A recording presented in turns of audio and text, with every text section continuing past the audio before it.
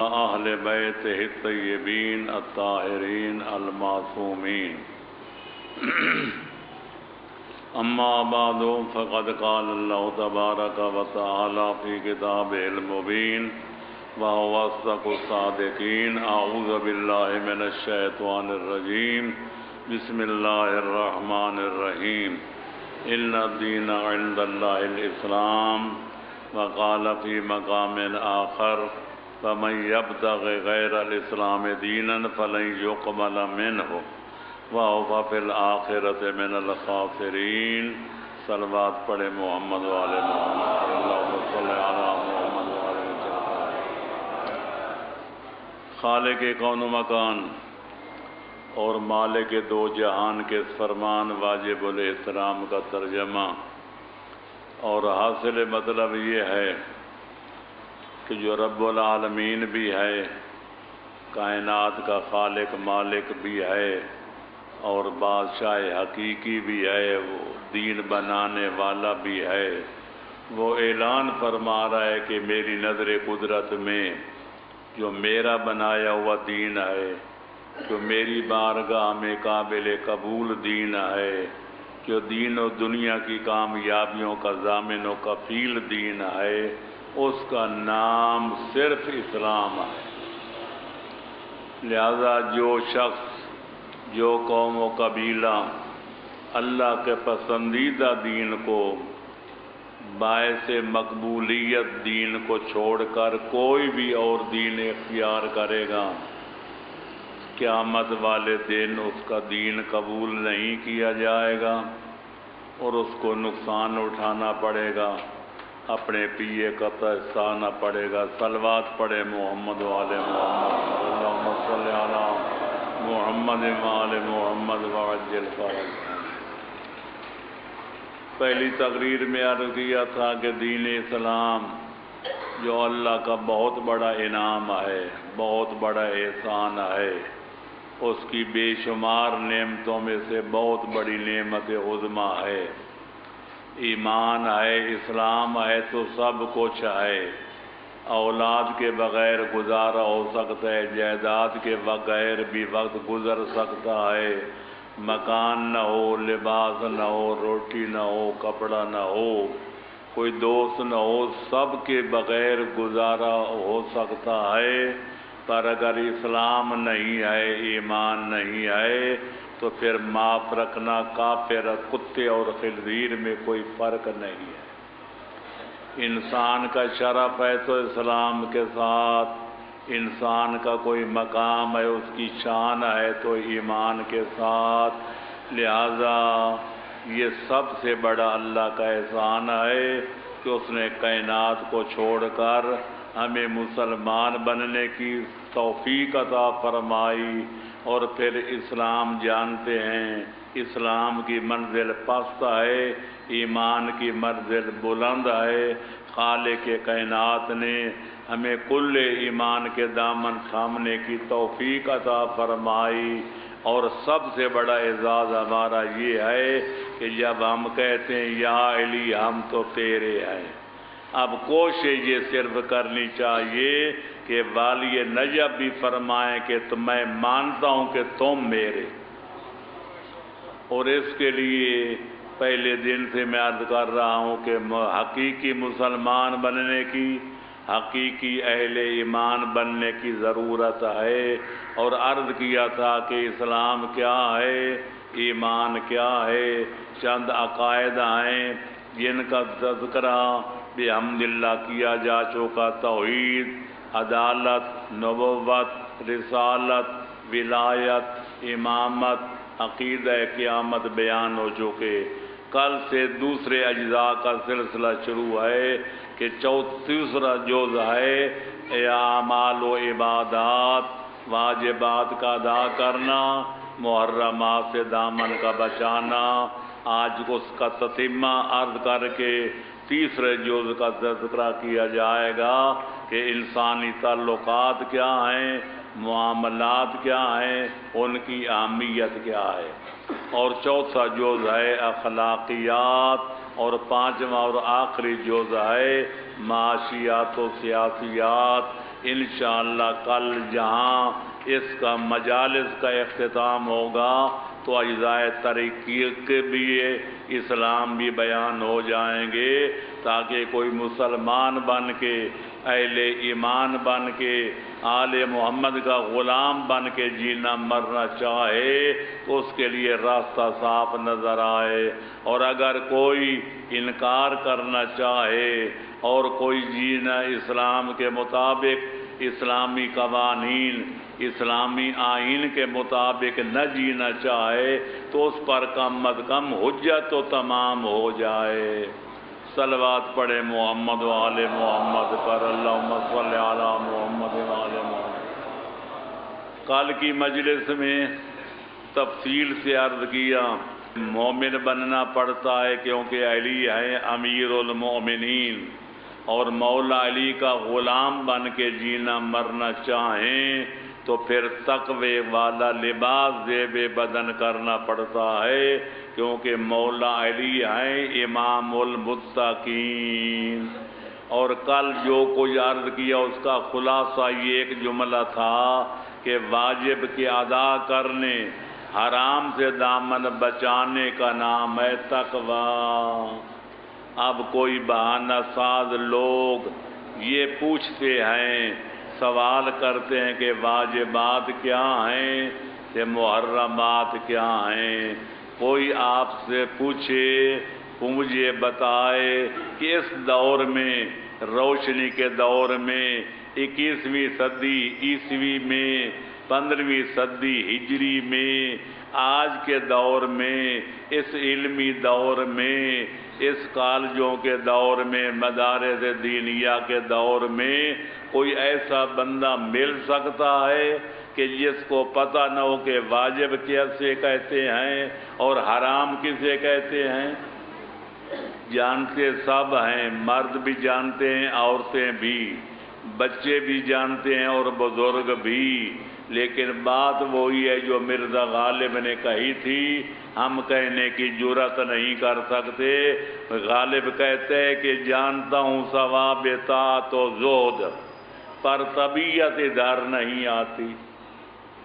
کہتے مجھے پتہ ہے واجب کے ادا کرنے کا ثواب ملتا ہے، حرام کام کا ارتکاب کیا جائے تو سزا ملتی ہے، پر کیا کروں، میری طبیعت ادھر آتی نہیں ہے کہ میں مجبور ہوں، میں کچھ نہیں کر سکتا، لہذا جانتا تو ہوں لیکن عمل نہیں کرتا۔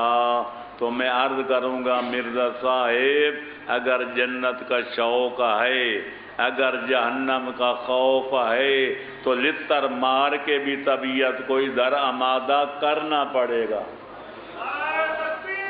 اللہ اکبر، یا رسول اللہ، یا علی، اللہم صلی علی محمد وآل محمد۔ اور اگر کوئی اخا مخا چاہتا ہے کہ میں چند نام گنواؤں، حالانکہ سب جانتے ہیں کہ سینکڑوں واجبات ہیں، سینکڑوں محرمات ہیں، سینکڑوں مستحبات ہیں، سینکڑوں مکروہات ہیں، سینکڑوں ہزاروں مباحات ہیں، پر چند مشہور واجبات کا اور چند مشہور محرمات کا نام میں گنوا دیتا ہوں تاکہ حجت تمام ہو جائے۔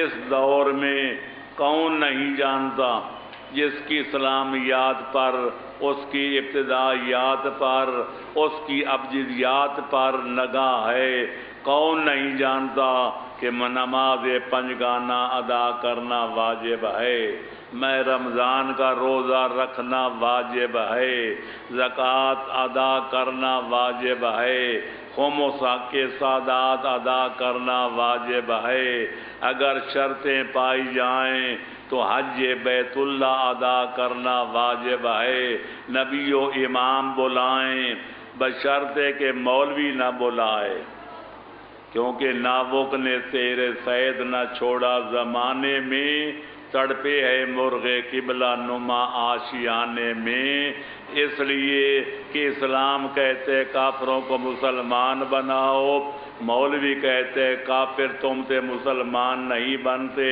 तो तुम रोटी कमाने के लिए मुसलमानों को काफिर बनाओ। इस्लाम कहता है, कुरान कहते बेईमानों को मोमिन बनाओ, मौलवी कहते मोमिनों को बेईमान बनाओ। अल्लाह फरमाते इन्नमल मोमिनून इख्वा, सारे मुसलमान भाई भाई हैं। जब दो भाइयों में शकर रंजी पैदा हो जाए, कोई गलत फहमी पैदा हो जाए, लड़ने मरने पे आमादा हो जाएं, तो तुम उनकी तमाशा न, उनका लड़ाई का तमाशा न देखो, बल्कि हिम्मत की कमर बांध के आगे कदम बढ़ाओ और उस वक्त तक आराम का सांस न लो जब तक लड़ने वालों के दरमियान सुलह न करा लो। अल्लाह लड़ाई करने वालों को मनाने का हुक्म देता है, सुलह कराने का हुक्म देता है, और दीन मुल्ला फी सबीलिल्लाह फसाद। इसलिए नाबुक ने तेरे सैद न छोड़ा ज़माने में। वो मौली तो कहेगा फलाने को मारो, फलाने को पीटो, फलाने का घर लूटो, फलाने की इज्जत पर हमला करो, लेकिन नबी व इमाम जब फरमाएंगे तो बरहक होगा, जो उसके खिलाफ शमशीर उठाने की इजाज़त देंगे जिसके खिलाफ कत्ल व क़िताल वाजिब होगा। लिहाजा इमाम या नबी और नबी का कायम मकाम बुलाए तो जिहाद करना वाजिब है, इस्लाम का झंडा गाड़ना वाजिब है, कुफर का झंडा उखेड़ना वाजिब है। इसी तरह आम ज़िंदगी में, रोज़मर्रा की ज़िंदगी में सच बोलना वाजिब है, दुकानदार के लिए पूरा तोलना वाजिब है, वादा किया जाए तो वादे की वफा वाजिब है, कोई अमानत रख जाए तो अमानत की अदा वाजिब है। मैं क्या अर्ज करूं, इस तरह वाजिबात में से खरा माल बेचना वाजिब है, और बातिन और ज़ाहिर का एक रखना वाजिब है, अंदर कुछ से बाहर कुछ, इसका नाम मुनाफ़क़त है, ईमान इसका नाम नहीं है। अल्लाहुम्मा सल्लि अला मुहम्मद व आले मुहम्मद। इसी तरह मर्द के लिए दाढ़ी रखवाना, इतनी मिकदार कम अज़ कम रखना कि देखने वाला कहे मुंह पे दाढ़ी है, ये मर्द के लिए वाजिब है। और औरत के लिए पर्दा करना हर उस आदमी से जिससे शरअन उस लड़की का निकाह हो सकता है, खाला का बेटा हो या चचे का या मामू का, उनसे पर्दा करना वाजिब है। ये चंद वाजिबात हैं, कौन नहीं जानता। नमाज पंजगाना न पढ़ना फेले हराम, कौन नहीं जानता बग़ैर उज़्र शरी के रोज़ा न रखना फेले हराम, ज़कात वाजिब हो जाए, हुब्बे दुनिया में किसी को गुनाह भी न देना फेले हराम। कौन नहीं जानता साल भर आदमी कमाए, साल भर खाए, खुशी गमी मनाए, हज व ज़ियारत पे सफ़र पे जाए, साल के बाद जो बचत हो उसमें से 5वां हिस्सा के सादात है। आले नबी औलाद अली का हक है, उनके यतीमों का हक है, बेवगान का हक है, उनके मुसाफिरीन का हक है, उनके बेकसों और बेबसों का हक है। जो उनका हक अदा नहीं करेगा, क़यामत के दिन होगा तो दामन उसका होगा और हाथ सादात किराम का होगा। वो मैदान हशर में उससे चमट के कहेंगे, या अल्लाह इसने हमारी हक तलफी की थी, आज के दिन अदल व इंसाफ वाले दिन इससे हमारा हक हमें दिलवा। अलगरज اسی طرح زکوٰۃ نہ دینا فعل حرام، خمس ادا نہ کرنا فعل حرام، حج واجب ہو جائے تو پھر اس کے بعد حج نہ کرنا فعل حرام، امام نبی بلائے کہ آدمی بہانہ بنا کے گھر میں بیٹھ جائے کہ گھر میں کوئی بندہ نہیں ہے، عورتیں ہیں اور بچے ہیں، لہذا نگہبان کوئی نہیں ہے، یا میدان جنگ سے میں جان بچانے کے لیے امام کو اور نبی کو خطرے میں گرا ہوا چھوڑ کے اپنی جان بچانے کے لیے راہ فرار کرنا یہ فعل حرام ہے۔ اسی طرح مرد کا داڑھی منڈوانا یا 4 زیرو پھروانا مرد کے لیے آل محمد کے مذہب میں بالاتفاق فعل حرام ہے۔ عورت کا بن سنور کے نامحرموں کے مجمع عام میں آنا اور لوگوں کے ایمان پہ ڈاکہ ڈالنا فعل حرام ہے۔ کھرے میں کھوٹا ملانا یعنی دودھ میں پانی ملانا، اصلی گھی میں ڈالڈا ملا کے قسمیں جھوٹی کھا کے اصلی گھی بنا کے بازار میں بیچنا یہ فعل حرام۔ میں کیا عرض کروں، اسی طرح وعدہ کر کے مکر جانا فعل حرام، جھوٹ بولنا فعل حرام، امانت میں خیانت کرنا فعل حرام۔ اب بھی کوئی کہے گا کہ ہمیں پتہ نہیں ہے کہ واجبات کیا ہیں کہ محرمات کیا ہیں، صلوات پڑھو محمد و آل محمد پر، صلوات پڑھو محمد و آل محمد پر۔ یہی آپ کی چپ جو ہے وہ ذاکروں مولویوں کو بے ایمان بناتی ہے۔ اللہ اکبر،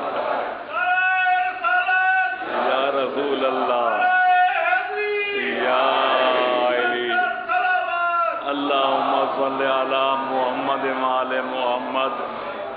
حلال و حرام کے مسئلے سن کر، اسلامی احکام سن کر اگر آپ خوش ہوتے نعرے لگاتے تو تمام پڑھنے والے یہی بیان فرماتے، لیکن وہ جانتے ہیں کہ اگر توحید کا بیان کیا جائے تو یہ خشک مضمون ہے، اگر قیامت کا مضمون پڑھا جائے تو یہ خشک مضمون ہے، نماز روزے کی بات کی جائے تو یبوست اور خشکی اور بڑھ جاتی ہے، واجبات کی ادا کرنے کی، محرمات سے دامن بچانے کی بات کی جائے تو پھر روغن بادام بھی ملا جائے تو خشکی تو ہے وہ تبدیل تری سے نہیں ہوتی، لہذا ہمارے لیے مضمون تر کیا ہے؟ مولا علی نے قلعہ خیبر یوں اکھاڑا کہ مرہب کو یوں لتاڑا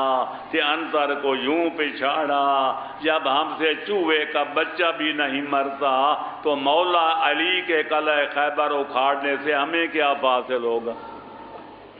صلوات پڑھے محمد و آل محمد پر۔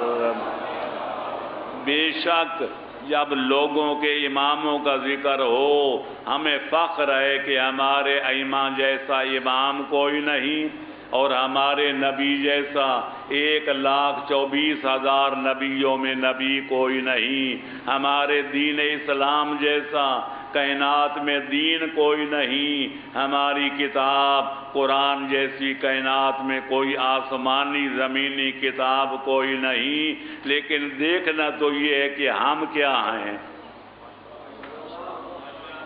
جن کا نبی حسنین کا نانا ہو اور جن کا امام حیدر کرار ہو، جن کی کتاب قرآن مجید ہو اور جن کا مذہب آل محمد ہو، وہ آل محمد کی کشتی سوار ہونے کے دعوے دار ہوں، لیکن ہم میں الدنیا عیب دیکھے تو پھر ہمیں ڈوب کے مر جانا چاہیے کہ ہمارا دین کیسا ہے، ہمارا مذہب کیسا ہے، ہمارے پیشوا کیسے ہیں اور ہمارے رہبر و رہنما کیسے ہیں کہ ہم کیسے ہیں۔ صلوات پڑھو محمد و آل محمد پر۔ اللہم صلی علی کئی لوگوں کو دیکھا. آج میں آگے بڑھنے سے پہلے یہ واجبات و محرمات کی بات کو ذرا آگے بڑھانا چاہوں گا کہ واجبات ادا کر کے بڑے خوش ہوتے ہیں کہ ہم نے نماز بھی پڑھی ہے، روزہ بھی رکھا ہے، زکوٰۃ بھی دی ہے، خمس بھی ادا کر رہے ہیں، حج بھی کئی دفعہ کیا ہے، زیارات آل محمد کا شرف بھی حاصل کیا ہے. اس کے بعد چھٹی نہیں مل جاتی، محرمات سے دامن بھی بچانا پڑتا ہے. ایک دفعہ پیغمبر اکرم نے بھری ہوئی محفل میں فرمایا کہ مجھے بتاؤ مفلس کسے کہتے ہیں؟ مفلس کا ترجمہ ہے مسکین، غریب. لوگوں نے فوراً کہہ دیا جس کے پاس مکان نہ ہو، جس کے پاس پیسہ نہ ہو، جس کے پاس روٹی کھانے کو نہ ہو، جس کے پاس رہائش کا کوئی انتظام نہ ہو، اس کو مفلس کہتے ہیں. جناب نے فرمایا وہ غریب ضرور ہے پر حقیقی مفلس نہیں ہے. لوگوں نے مختلف جواب دیے. پیغمبر اکرم صلی اللہ علیہ وآلہ وسلم نے سارے جواب رد کر دیے. لوگوں نے عاجز آ کر ہاتھ جوڑ کر عرض کیا بارگاہ رسالت میں کہ آپ ہی فرمائیں کہ حقیقی مفلس کون ہوتا ہے. اس روایت کو علامہ مجلسی نے بہار الانوار میں، علامہ ان کے شاگرد رشید علامہ سید نعمت اللہ جزائری نے اپنی کتاب انوار نعمانیہ مطبوعہ ایران میں درج کیا ہے کہ پیغمبر فرماتے ہیں حقیقی مفلس وہ ہے جو میدان حشر میں جب اللہ کی سرکار میں حاضر ہوگا، اس کے نام اعمال میں روزے بھی ہوں گے، نمازیں بھی ہوں گی، زکوٰۃ بھی ہوگی، خمس بھی ہوگا، حج بھی ہوگا، جہاد بھی ہوگا، لیکن وہ بڑا خوش ہوگا کہ میرے پاس اعمال کے انبار لگے ہوئے ہیں کہ تھوڑی دیر نہیں گزرے گی کہ تمام چاروں طرفوں سے لوگ آ جائیں گے حق کا مطالبہ کرنے والے. کوئی کہے گا یا اللہ اس نے مجھے بلا وجہ گالیاں دی تھیں، کوئی کہے گا یا اللہ اس نے بلا سبب مجھے تھپڑ مارا تھا، کوئی کہے گا یا اللہ اس نے میری عزت پر حملہ کیا تھا، کوئی کہے گا یا اللہ اس نے میرا ناحق خون بہایا تھا، کوئی کہے گا یا اللہ مجھے اس نے لوگوں کے درمیان میں عزت مند آدمی تھا مجھے ذلیل و خوار فرمایا تھا.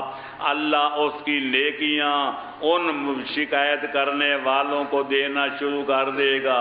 کسی کو نمازیں دے گا، کسی کو روزے دے گا، کسی کو حج کا ثواب دے گا.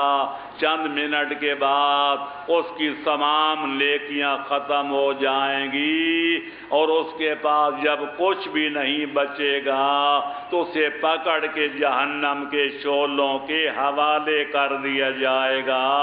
اس کو کہتے ہیں حقیقی مفلس. جاگ رہے ہو؟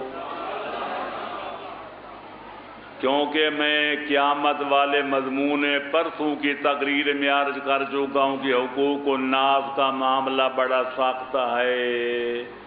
اللہ اپنے حق معاف بھی کر سکتا ہے، نبی و امام شفاعت کر کے حق معاف بھی کرا سکتے ہیں، خالق اکبر مختصر سی سزا دے کے معافی بھی دے سکتا ہے. لیکن جہاں تک لوگوں کے حقوق کا تعلق ہے، من یعمل مثقال ذرۃ خیرا یرہ ومن یعمل مثقال ذرۃ شرا یرہ. جب تک حقوق والے صاحبان حق خود معاف نہیں کریں گے، نہ خالق کائنات معاف کرے گا، نہ محمد و آل محمد معاف کریں گے. کیونکہ لوگوں کے حقوق کا معاملہ اتنا سخت ہے کہ یا ادا کیا جائے یا معاف کرایا جائے یا پھر سزا کے لیے آدمی کو تیار رہنا چاہیے. چوتھا کوئی راستہ نہیں ہے. صلوات پڑھو محمد و آل محمد پر۔ آپ میرے عزیزوں اب دوستوں اور بزرگوں ذرا آگے بڑھیں۔ تیسرا جزو اسلام ہے حسن معاملات، کہ لوگوں کے ساتھ تعلقات رکھے جائیں تو اچھے، لوگوں کے ساتھ میل و ملاپ رکھا جائے تو آسان طریقے پر لوگوں کی خوشی میں شامل ہوا جائے، لوگوں کے غم میں برابر کی شرکت کی جائے۔ اس سے آدمی کی آدمیت کا راز کھلتا ہے، انسان کی انسانیت واضح ہوتی ہے۔ ایک عدالت نے کسی آدمی سے گواہ مانگے کہ تم اپنی نیکی اور اپنی شرافت کے گواہ پیش کرو۔ اس نے 2 بندے پیش کیے۔ عدالت نے پوچھا تم نے کبھی اس کے ساتھ کوئی معاملہ کیا ہے لین دین کا؟ انہوں نے کہا جی نہیں۔ اور پھر عدالت نے پوچھا تم نے کبھی اس کے ساتھ کوئی سفر کیا ہے؟ انہوں نے کہا جی نہیں۔ عدالت نے کہا معلوم ہوتا ہے تم نے اس کو مسجد میں اٹھتے بیٹھتے رکوع سجود کرتے دیکھا ہے۔ گواہوں نے کہا یہ بات تو صحیح ہے ہی ہے کہ ہم نے اس کو نماز پڑھتے جماعت کے ساتھ پڑھتے دیکھا، اگلی صف میں کھڑا ہوا دیکھا، تو ہم نے گواہی دے دی کہ یہ بڑا شریف آدمی ہے۔ عدالت نے ان کی شہادت، ان کی گواہی رد کر دی۔ فرمایا جب تک کوئی آدمی کسی کے ساتھ معاملہ نہ کرے، جب تک کوئی کسی کے ساتھ سفر نہ کرے، آدمی کی آدمیت اور آدمی انسان کی انسانیت کا جوہر کھلتا ہی نہیں ہے۔ اس لیے پنجابی میں کہتے ہیں کہ آدمی کی آدمیت کا پتہ چلتا ہے یا راہ پیاں یا واہ پیاں، کہ آدمی راستے میں اکٹھا ہو، سفر زیارت پہ جائے یا سفر حج پہ جائے، جو پہلے میل و محبت تھی اگر واپسی پر بھی وہی ہے تو پھر گواہی دے دو کہ وہ مومن ہے، وہ سچا انسان ہے، وہ آدمی صحیح معنوں میں آدمی ہے۔ لیکن جب جائیں تو محبت کی پینگیں لڑاتے ہوئے، جب واپس آئیں تو نہ سلام و نہ کلام۔ جب تک معاملہ اکٹھا نہ کریں یار غار نظر آئیں، جب اکٹھا کاروبار شروع کریں تو یہ کہے وہ لانتی ہے دے، وہ کہے بے بڑا ملعون ہے۔ آدمی کی آدمیت کا پتہ یا راہ پیاں پتہ چلتا ہے یا واہ پیاں پتہ چلتا ہے۔ صرف نماز روزہ رکھنے سے آدمی کی آدمیت کا راز نہیں کھلتا۔ صلوات پڑھو محمد و آل محمد پر۔ یہی وجہ ہے کہ صادق آل محمد فرماتے ہیں جن کو اپنے بھی سچا کا امام کہتے ہیں، پرائے بھی جب ان کا نام لیں تو صادق کے سوا کوئی لقب نظر نہیں آتا۔ اقلیم امامت کا چھٹا تاجدار، آل پیغمبر اکرم کی مسند کا چھٹا وارث، اقلیمی امامت کا سچا چھٹا تاجدار، فرماتے ہیں جب کسی آدمی کی آدمیت دیکھنا چاہو، کسی انسان کی انسانیت کو جائزہ لینا چاہو تو لا تنظروا الی طول رکوع الرجل و سجودہ، یہ نہ دیکھو کہ رکوع کتنے لمبے کرتا ہے تے سجدے میں کتنے گھنٹے تک پڑا رہتا ہے، بل انظروا الی صدق حدیثہ و اداء امانتہ و وفاء عہدہ۔ اگر آدمی کی آدمیت دیکھنا چاہو، اس کی مدح و ثنا کرنا چاہو، اس کی انسانیت کا قصیدہ پڑھنا چاہو تو یہ دیکھو یا بولتا ہے تو سچ بولتا ہے یا جھوٹ بولتا ہے، جب وعدہ کرے تو وعدے کی وفا کرتا ہے یا مکر جاتا ہے، جب کوئی امانت رکھ جائے تو امانت کو ادا کرتا ہے یا مال موذی بدست غازی کہہ کر اس کو چٹ کر جاتا ہے۔ اللہ اکبر۔ یا رسول اللہ یا علی اللہم صلی علی محمد وآل محمد۔ پیغمبر اکرم آل محمد علیہ السلام فرماتے ہیں کہ 3 ایسی خصلتیں ہیں، اگر کسی بندے میں تینوں عادتیں بری پائی جائیں تو گواہی دے دو کہ وہ پکا منافق ہے، اور جس میں ایک بری خصلت پائی جائے ان 3 خصلتوں میں سے اس کو پلے باندھ لینا چاہیے کہ اس کے اندر منافقت والی ایک صفت موجود ہے، اور منافقت سے اگر اپنے آپ کو پاک کرنا چاہتا ہے تو تینوں صفات رذیلہ سے اپنے دامن کو پاک کرنا پڑے گا۔ یا رسول اللہ یا امیر المومنین، وہ 3 بری صفتیں منافقت والی صفتیں کیا ہیں؟ فرمایا جب آدمی بولے تو جھوٹ بولے، جب کوئی وعدہ کرے تو وعدہ کر کے مکر جائے، جب کوئی امانت رکھ جائے تو امانت میں خیانت کرتا ہوا نظر آئے، جس میں یہ تینوں بری صفتیں پائی جائیں وہ پکا منافق ہے۔ جو بولے تو جھوٹ بولے لیکن امانت میں خیانت بھی نہ کرے اور وعدہ خلافی بھی نہ کرے، جھوٹ بولنا اس کے لیے منافقت کی ایک علامت موجود ہے۔ یہ اسی طرح جھوٹ نہیں بولتا، وعدہ کر کے مکر جاتا ہے، اس میں بھی ایک علامت موجود ہے۔ یا جھوٹ بھی نہیں بولتا، وعدہ خلافی بھی نہیں کرتا لیکن امانت کو خرد برد کر جاتا ہے، اس کو بھی پلے باندھنا چاہیے کہ اس کے اندر ایک منافقت والی عادت موجود ہے، اس کا دامن منافقت سے پاک سمجھا جائے گا۔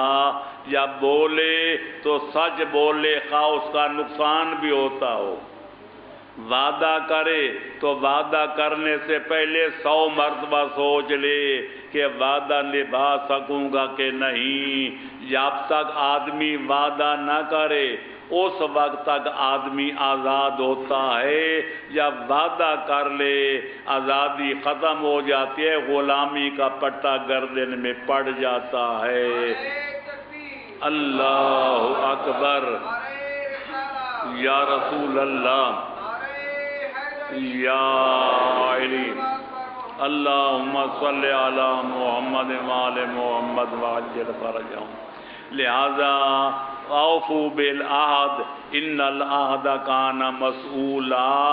خالق کائنات قرآن میں اپنے بندوں کو حکم دیتا ہے کہ جب وعدہ کرو تو وعدے کی وفا کیا کرو، کیونکہ قیامت والے دن جہاں اور حساب و کتاب ہوگا تو وعدے کے بارے میں بھی بات پرس کی جائے گی کہ تم نے جس بندے کے ساتھ وعدہ کیا تھا وعدے کی وفا کی تھی یا نہیں۔ تو لہذا آدمی کو چاہیے، معصوم فرماتے ہیں 3 کام ایسے ہیں جس میں مومن و بے ایمان کے درمیان، کافر و مسلمان کے درمیان فرق نہیں کرنا چاہیے۔ جب بولو تو سچ بولو، تمہارا سننے والا کافر ہو یا مسلمان، مومن ہو یا بے ایمان، اس سامع کے کفر و اسلام کو نہ دیکھو، تم یہ دیکھو تمہارے اسلام کا تقاضا کیا ہے، تمہارے ایمان کا تقاضا کیا ہے، تم وہ صادقین کے ماننے والے۔ ہم فخر سے کہتے ہیں کہ اللہ فرماتا ہے یا ایھا الذین آمنوا اتقوا اللہ وکونوا مع الصادقین، اے ایمان والو اللہ سے ڈرو، تقوی الہی اختیار کرو اور سچوں کے ساتھ ہو جاؤ۔ جب سچوں کا ذکر ہوتا ہے ہم سر بلند کر کے سینہ تان کے کائنات کی آنکھوں میں آنکھیں ڈال کے کہتے ہیں کہ آج سب پیغمبر اکرم سے لے کر مہد وادی دوران تک یہ 14 کے 14 سچے ہیں، 55 پاک بھی سچے ہیں، 12 امام بھی سچے ہیں، 14 معصوم بھی سچے ہیں، تو سچوں کے ماننے والوں کو جھوٹ بولنا زیب نہیں دیتا۔ پر اللہم صلی علی محمد وآل محمد۔ جب کسی سے وعدہ کرو یہ نہ دیکھو مومن سے کیا یا بے ایمان سے، کافر سے وعدہ کیا یا کسی مسلمان سے، وعدے کی وفا کرو، کیونکہ ہمارے اپنے ایمان کو دیکھو، اپنے اسلام کو دیکھو، اپنی شان کو دیکھو، اپنے مقام کو دیکھو، جس سے وعدہ کیا اس کے دین و مذہب کو نہ دیکھو۔ اور جب کوئی امانت رکھ جائے تو امین کو اپنی آپ دیانت کو دیکھو، اپنی امانت کو دیکھو، اپنے مذہب کو دیکھو، اپنے پیشواؤں کی صداقت اور امانت کو دیکھو، اس کو نہ دیکھو کہ امانت رکھنے والا کافر یا مسلمان۔ ہماری وسائل الشیعہ 20 جلدوں میں ہے، مستند کتاب ہے آل محمد کے احادیث کا ذخیرہ، اس میں حضرت امام زین العابدین فرماتے ہیں اگر میرے عظیم بابے کا قاتل شمر ابن ذی الجوشن ملعون میرے پاس وہ کند خنجر بطور امانت رکھ جائے کہ جس کے ساتھ اس نے میرے والد ماجد کو ذبح کیا تھا، تو میں امانت رکھوں گا نہیں، اور اگر رکھوں گا تو صحیح معنوں میں واپس کروں گا، کیونکہ امانت میں خیانت کرنا آل محمد کا وطیرہ نہیں۔ حد ہو گئی، جب خنجر قاتل بھی واپس کیا جا رہا ہے تو کائنات میں اس سے بڑھ کر بدتر کون ہوگا، اس سے کافر تر کون ہوگا، اس سے بے ایمان تر کون ہوگا۔ تو پتہ چلا کہ یہ 3 ایسے معاملات ہیں جس میں کافر و مسلمان، مومن و بے ایمان، دوست و دشمن کے درمیان تمیز کرنے کا حکم نہیں، بلکہ یہ دیکھو تمہاری شرافت، تمہاری دیانت، تمہاری امانت، تمہاری آدمیت، تمہاری انسانیت کا تقاضا کیا ہے۔ لہذا اگر ایسے بن جائیں تو انشاءاللہ سارے مذہبوں والے آل محمد کے مسلک پر آنے پر مجبور ہو جائیں گے اور آل محمد کی کشتی نجات پر سوار ہونے کے لیے آمادہ کار ہو جائیں گے۔ صلوات پڑھو محمد و آل محمد پر۔ لہذا یہ ہے حسن معاملات۔ خالق کائنات سورہ عصر میں والعصر ان الانسان لفی خسر الا الذین آمنوا وعملوا الصالحات وتواصوا بالحق وتواصوا بالصبر، میرے تمام بندے گھاٹے میں ہیں۔ اللہ قسم کھا کے فرماتا ہے مجھے قسم ہے زمانے کی کہ سب کے سب لوگ گھاٹے میں ہیں سوائے ان لوگوں کے کہ جن کے اندر 4 صفات جلیلہ اور جمیلہ پائی جائیں۔ پہلی صفت کیا ہے؟ ایمان۔ مومن گھاٹے سے محفوظ ہے، جیب میں آنا نہ ہو، روٹی کا ٹکڑا نہ ہو، مکان کی جھونپڑی نہ ہو، نہ رہائش کا سامان، نہ زیبائش کا سامان، نہ آرائش کا سامان، لیکن اگر مومن ہے تو گھاٹے سے بچا ہوا ہے۔ ایمان کے برابر کائنات میں کوئی دولت نہیں ہے، ہفت کلیم کا مالک ہے، پر نعمت ایمان سے خالی ہے، وہ گھاٹے میں ہے، اس کو فائدہ نہیں ہے۔ دوسری صفت وعمل الصالحات، جو ایمان کے مطابق نیک کام بھی کرتے ہیں۔ اندر ایمان کہ باہر نیک کام، نیکوکار، تہجد گزار، روزہ دار، شب زندہ بار، سچ بولنے والے، امانت کو ادا کرنے والے، اپنے وعدوں کو نبھانے والے گھاٹے سے محفوظ ہیں۔ یہ دو صفتیں ہیں اللہ کے حقوق کے بارے میں۔ آگے فرماتے وَتَوَاصَوْا بِالْحَقِّ، گھاٹے سے بچنا ہے تو لوگوں کے ساتھ ہمدردی کرنا پڑے گی۔ آپ ہیں ہدایت پر، لوگ ہیں گمراہ، آپ کہہ دیں میاں ان گمراہ ہیں تو جائیں جہنم میں، میرا کیا نقصان ہے؟ نہیں، جس کو حق سمجھو اس کو لوگوں تک پہنچاؤ۔ اگر توحید پروردگار حق ہے تو منکرین توحید کو توحید کا قائل بناؤ۔ اگر پیغمبر اکرم کی رسالت برحق ہے تو پیغمبر کے منکروں کو پیغمبر اسلام کا کلمہ پڑھاؤ۔ اگر حیدر کرار کی امامت حق ہے تو پھر منکرین ولایت علی کو علی کے دروازے پہ جھکاؤ، ان کو ولایت حیدر کرار کا کلمہ پڑھاؤ۔ نماز برحق ہے تو لوگوں کو تلقین کرو کہ نمازی بن جائیں۔ روزہ رکھنا حق ہے تو لوگوں سے روزہ رکھواؤ۔ سچ بولنا حق ہے تو لوگوں کو سچ بولنے کی رغبت دلاؤ۔ یہ ہمدردی خلائق تیسری صفت ہے گھاٹے سے بچنے کے لیے۔ وَتَوَاصَوْا بِالصَّبْرِ، اور چوتھی صفت جو گھاٹے سے بچنا ہے تو لوگوں کو صبر کی نصیحت کرو۔ کسی کا بیٹا مر جائے، کسی کی بیوی مر جائے، کسی بیوی کا شوہر مر جائے، کسی کا دوست مر جائے تو تم بغلے نہ بجاؤ کہ فلانا مر گیا، میرا کیا نقصان ہے۔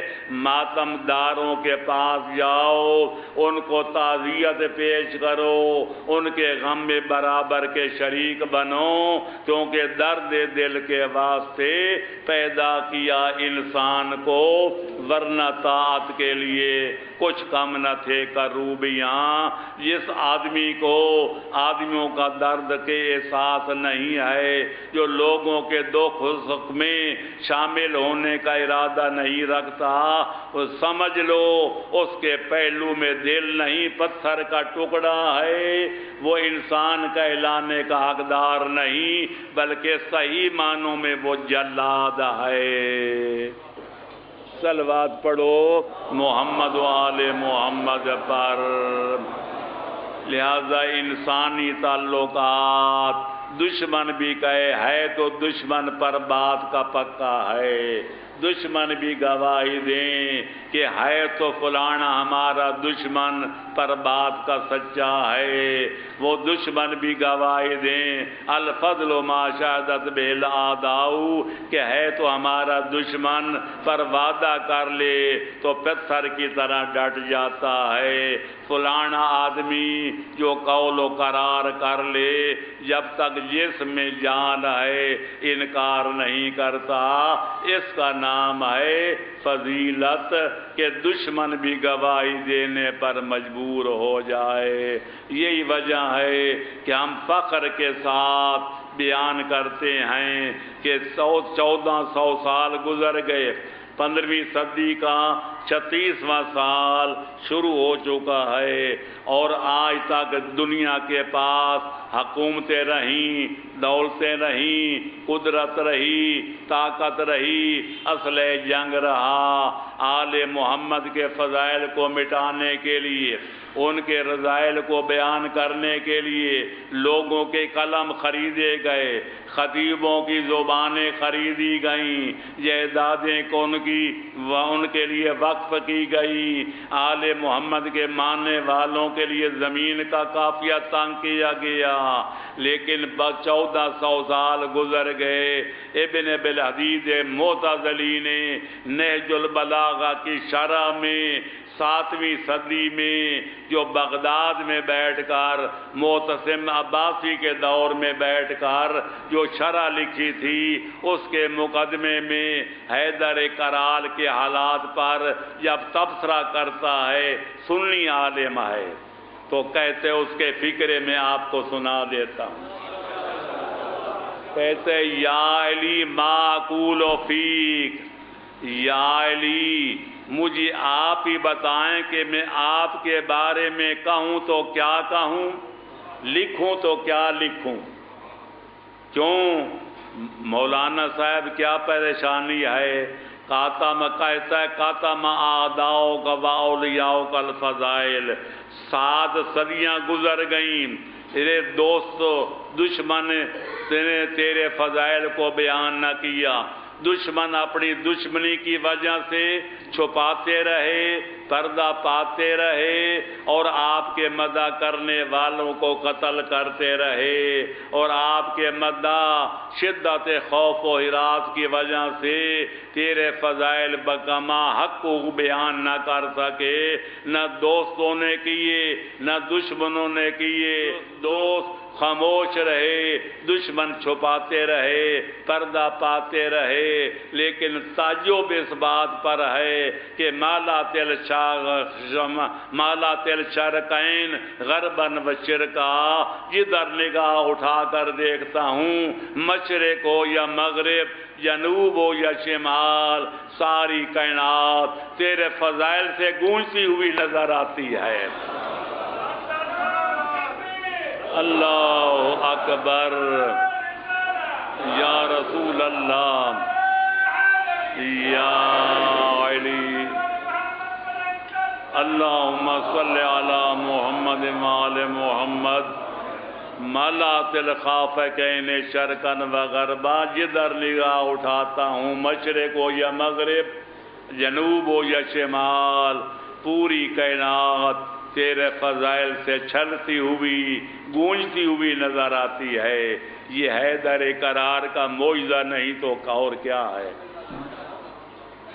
دشمن ایڑی چوٹی کا زور لگا لگا کے خود حرف غلط کی طرح دنیا کے سستی سے، دنیا کے صفحے سے حرف غلط کی طرح مٹ گئے، لیکن نہ میری کی عظمت گھٹ سکی، نہ حسین کا نام مٹ سکا، نہ حسین کا کام مٹ سکا، نہ حسین کی شان مٹ سکی، نہ ان کی امامت گھٹ سکی.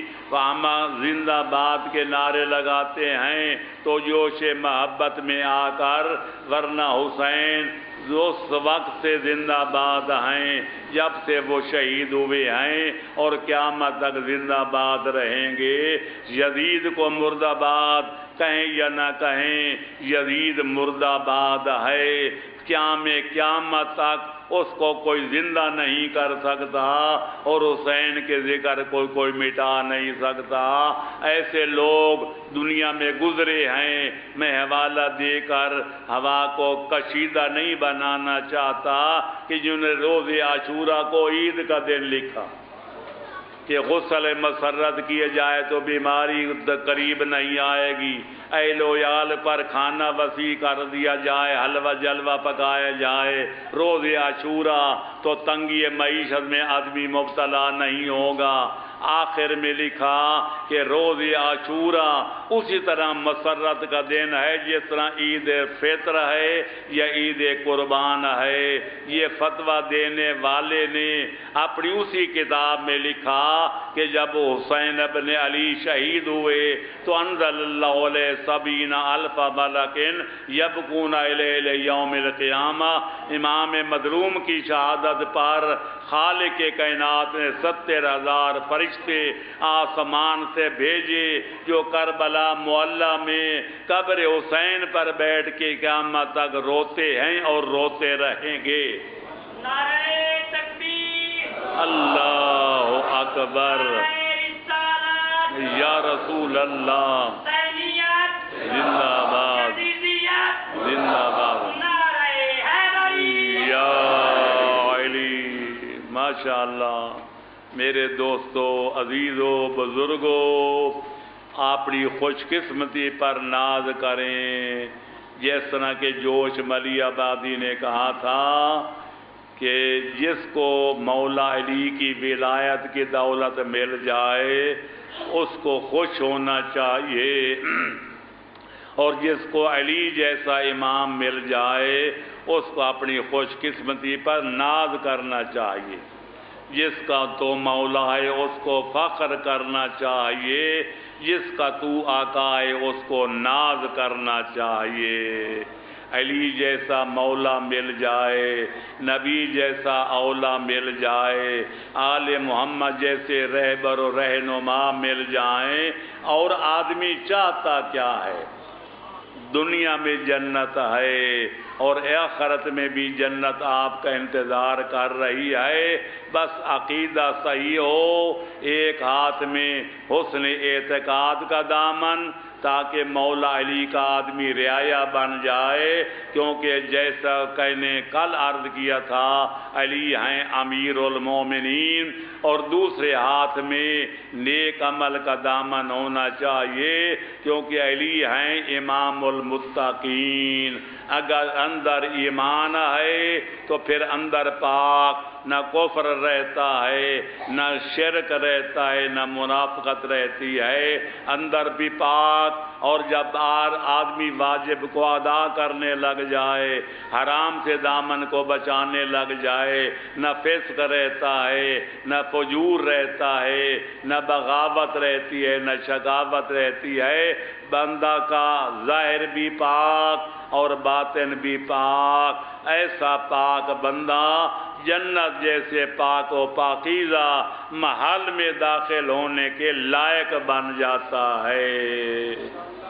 بس ضرورت ایک بات کی ہے کہ جب ہم نعرہ لگائیں کہ یا علی ہم تو تیرے ہیں، تو کوشش یہ کرنی چاہیے مجھے بھی اور آپ کو بھی، کسی کو اپنی باتوں پر، اپنی نیکیوں پر، اپنے علم و عملوں پر غرہ نہیں ہونا چاہیے۔ یہ صدق نیت سے دعا بھی کرنی چاہیے، کوشش بھی کرنی چاہیے کہ والی نجف بھی فرما دے کہ میں علی بھی مانتا ہوں کہ تم میرے ہو۔ انشاءاللہ پھر رجعت یقینی ہے، جہاں مولا علی جائیں گے اپنے غلاموں کو ساتھ لے جائیں گے۔ یوم ندعو کل اناس بامامہم، صلوات پڑھے محمد و آل محمد پر۔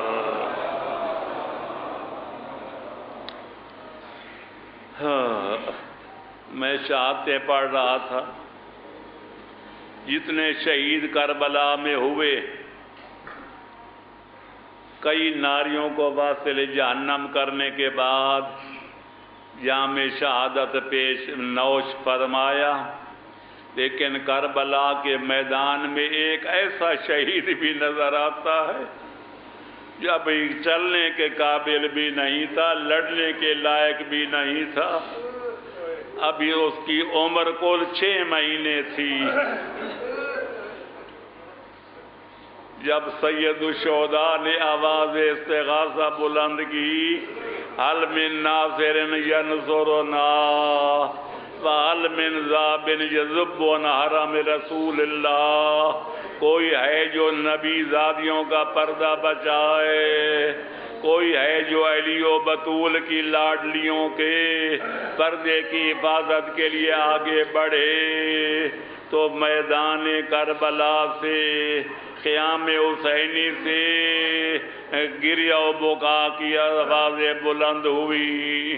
تاریخ کا خلاصہ عرض کروں گا، تفصیل میں جانے کی ضرورت نہیں، کہ جناب سید الشہداء نے گھوڑے کی باگیں موڑی، دروازے خیمہ پہ تشریف لے گئے، اور جناب زینب عالیہ سلام اللہ علیہ حال سے پوچھا کہ بہن زینب اس وقت بلند آواز میں گریہ کرنے کی وجہ کیا ہے؟ تو جناب نے عرض کیا بھائی جان، ایک آپ کی غربت رلا رہی ہے، آپ کی مسکینی رلا رہی ہے، آپ کا احساس ہے، یہ آواز رلا رہی ہے، دوسری جناب اصغر کی پیاس رلا رہی ہے۔ دیکھو کیف یتلذذ شاہ، مائی بے آپ کی طرح بچہ تڑپ رہا ہے۔ بھائی جان اس کے لیے پانی کا کوئی انتظام کرو۔ سید الشہداء نے فرمایا بہن زینب یہ بچہ اٹھاؤ میرے ہاتھوں پہ رکھو۔ جناب سید الشہداء نے اپنا 6 مہینے کا لال شدت پیاس سے نڈھال اس کو ہاتھوں پہ لیا اور فوجی اشقیاء کے سامنے آئے۔ لوگوں نے سمجھا کہ قرآن میلہ لا رہے ہیں، قرآن کا واسطہ دینا چاہتے ہیں کہ امام نے نعتے کے قرآن کا پارہ پیش کر دی۔ فرمایا او قوم اشقیاء، مجھے اتنا بتاؤ تمہارے گمان فاسق کے مطابق کوئی مجرم ہوں تو میں ہوں یا یہ بچہ ہے؟ تمہارا خیال ہے کہ میں نے تمہارے یزید پلید کی بیعت نہ کر کے کوئی جرم کیا ہے تو مجھے سزا دو۔ میرے 6 مہینے کے بچے کا قصور کیا ہے؟ اگر مجھے پانی نہیں پلاتے نہ پلاؤ، میرے بچے کو تو پانی کا گھونٹ پلا دو۔ یہ امام کا آواز استغاثہ بلند کرنا تھا کہ فوجی اشقیاء میں کھلبلی مچ گئی۔ کچھ شقیوں نے کہا امام اپنے بچے کا بہانہ بنا کر خود پانی پینا چاہتے، اور کچھ ذہینوں نے کہا نہیں، اگر حسین کے بچے کو 2 گھونٹ پلا دیے جائیں تو نہر فرات کا پانی ختم ہو جائے گا۔ جب ابن سعد ملعون نے دیکھا کہ فوج میں اختلاف ہو رہا ہے تو کہتے یا حرملہ اقطع کلام الحسین، اے حرملہ حسین کا کلام قطع کر دے۔ مطلب یہ تھا کہ بچے کا کام تمام کر دے، نہ بجے بانس نہ بن بسری۔ چنانچہ ملعون نے 3 نوکوں والا تیر چلہ کمان پہ چڑھایا۔ اب 3 نوکوں والا تیر کو جا، 6 مہینے کے لال کا گلا کو جا۔ ظالم نے جب تیر مارا تو تیر فراٹے لیتا ہوا آیا، شائیں شائیں کرتا ہوا آیا، شہزادوں کے ایک نازک کان میں پیوست ہو گیا اور دوسرے کان سے پار ہو گیا۔ فَانْقَلَبَ الصَّبِيُّ عَلَىٰ يَدَيِ الْإِمَامِ، تیر کا لگنا تھا کہ امام کا 6 مہینے کا پھول کملا گیا، دم توڑ گیا، خون کا فوارہ نکلا۔ امام نے نیچے جلو دھرا، جب لبریز ہو گیا تو آسمان کی طرف وہ بے جرم و بے خطا کا خون اچھال دیا۔ روایت کے لفظ لم تسقط منہ قطرۃ واحدہ، پتہ نہیں آسمان کے کسی تبرک سمجھ کے لے گئے یا آسمان والی مخلوق اٹھا کے لے گئی، اس خون ناح کا کوئی قطرہ زمین پہ نہیں گرا۔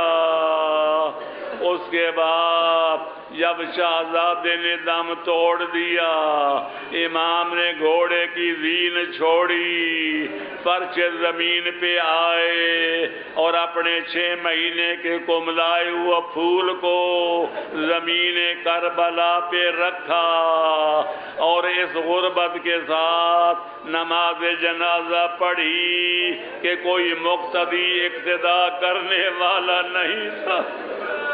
امام جب نماز جنازہ سے فارغ ہوئے تو کاج روایتیں کہتی ہیں کہ جنگ شہداء میں جا کر جنازہ رکھ دیا، لیکن مشہور یہ ہے کہ امام زمین کربلا پہ بیٹھ گئے۔ زمین گرم ہے، بچے کا جسم سرد ہے۔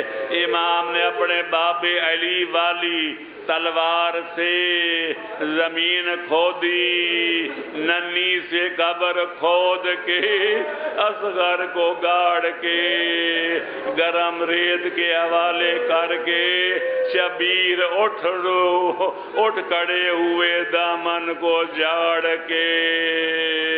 یہ وہ منظر تھا کہ آسمان کے کرسی بھی رو رہے تھے۔ میں خیام حسینی سے کوہرا میں ماتم ببا تھا اور امام عالی مقام بھی زارو قطار رو رہے تھے. جب واپس آئے تو پردگیان عصمت و طہارت اکٹھی ہو گئی کہ امام تو آئے پر شہزادہ نہ آیا.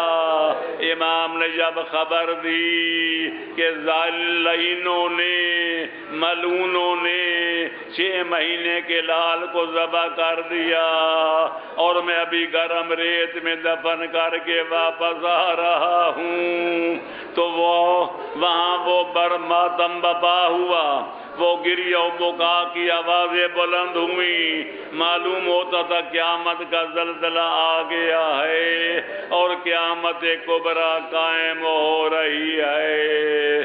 الا لعنت اللہ علی القوم الظالمین وسیعلم الذین ظلموا ای منقلب ینقلبون وآخر دعوانا ان الحمد للہ رب العالمین. اللہم صلی علی محمد وعلی